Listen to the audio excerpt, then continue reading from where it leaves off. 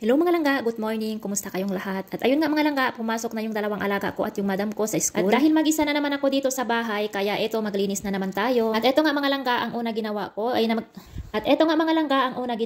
naglinis dito sa kwarto namin ng dalawang alaga ko dahil sobrang dumi na nga rin naman. At eto nga mga langga, dahil sobrang dumi na nga yung bedsheet namin, ito nga pinalitan ko na nga din. Dito nga kami mga langga natutulog tatlo sa lapag dahil hindi naman kami makasya dyan sa taas ng kama. Dahil alam nyo ba mga langga, etong dalawang alaga ko, kahit sabihin ko pa sa kanila na doon lang sila matutulog sa kama, pero ayaw talaga, gusto talaga na makatabi kami.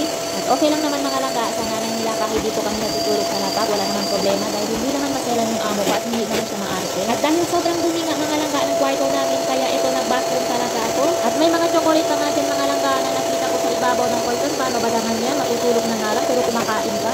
Dahil minsan nga mga langga, itong dalawang alaga ko, kung nanonood sila ng tablet nila, dito pa talaga sa curtain, tapos kumakain pa talaga sila ng mga chichirya, kaya ito sobrang dumi nga mga langga. At ito nga mga langga, ilagay na natin yung cover ng higaan natin. And guys, ito yung madumi guys. Ito yung malinis guys. Ito yung papalitan natin guys. Baka akala nyo is maglilinis ako ng rooms ko tapos ito pa rin yung gagamitin ko na cover ng ano namin, kama namin.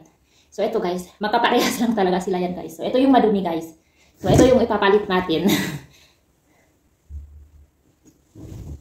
At ito nga mga langga, ilagay ko na yung cover ng higaan natin. Ito tapusin lang natin yung trabaho natin mga langga habang wala dito yung dalawang alaga ko. Dahil kung nandito yung dalawang alaga ko mga langga ay hindi ko talaga to pwedeng linisin yung higaan namin dahil dito talaga sila nanonood ng tablet nila. At ngayon nga mga langga, yung dalawang alaga ko dahil may tablet na sila mga langga, kanya-kanya na sila may tablet, hindi na nga namin binubuksan yung TV. At ito nga mga langga, itong isang cover nga mga langga ay ilalagay ko pa din ito. At ito nga mga langga, ibalik ko na nga din itong una ng alaga kong bunso dahil dito nga siya natutulog, o diba? Dahil kung natutulog kaming tatlo mga langga, kailangan ako talaga yung sa gitna dahil kung magkatabi silang dalawa mga langga ay ayun, di talaga sila natutulog, palagi lang nag-aaway. At dahil tambak na naman mga langga yung bedsheet ng amo ko dito sa may third floor, kaya ayun, pagkatapos ko linisin yung kwarto namin ng alaga ko at eto, pumunta na naman ako dito sa third floor para maisalang na nga din ito. Umaga pa nga lang mga langga pero sobrang dami na nga din ganap sa buhay ko pero hindi pa rin tapos yung trabaho ko, o diba? Go lang tayo, trabaho lang tayo ng trabaho araw-araw, hindi naman talaga yan mawawala dahil kasambahay tayo, ito talaga yung gawain natin. Kahit ganun pa man mga langga, sobrang dami ng trabaho natin araw-araw bilang isang kasambahay pero kailangan din talaga natin minsan magpahinga. Ika nga mga langga, kontrata lang ang natatapos pero trabaho hindi. At pagkatapos ko nga dyan mga langga, isa lang yung bedsheet ng aking amo dahil nakita ko nga sobrang dumi na nga itong washing machine namin, kaya ito pinunasan ko muna. Itong washing machine mga langga, dahil automatic nga ito mga langga, minsan ko lang talaga to ginagamit kapag nilalabhan ko yung mga bedsheet ng aking amo.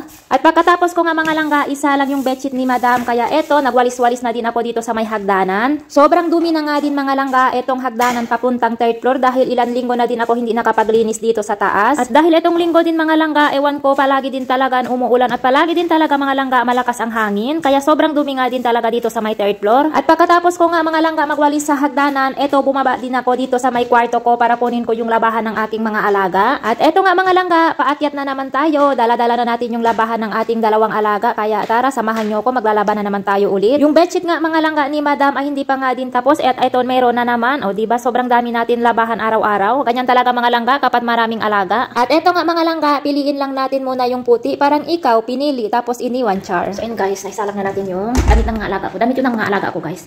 Yung bedsheet na sinalang ko kanina guys, is ito pa siya. Umiikot pa, hindi pa siya tapos. Ayan. Dahil dalawang oras yung nilagay ko guys. Ayan. Hindi pa siya tapos, umiikot pa siya. So, hindi pa ako tapos guys. Ayan. Nag-ano lang ako. Patayin ko muna yung ilaw.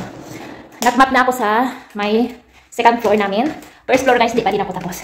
Pero nakapagwalis na ako kanina. So mag-map na lang ako sa sa first floor. Tapos punas-punas yung mga lamesa doon. Yung hagdan. Yun na lang yung gagawin ko guys. Kakapagod guys. Ang dami nang ganap sa buhay ko ngayon araw guys. Pero hindi pa din tapos yung trabaho ko. And guys, ayan guys. Tapos na tayo maglinis guys. Tapos na din first floor and second floor. Pero yung mga damit na nakasalang is hindi pa din tapos guys. So nakaligo na din tayo. Para maya-maya is bababa na ako sa kusina. Para gumawa ng ng lunch ng dalawang alaga ko.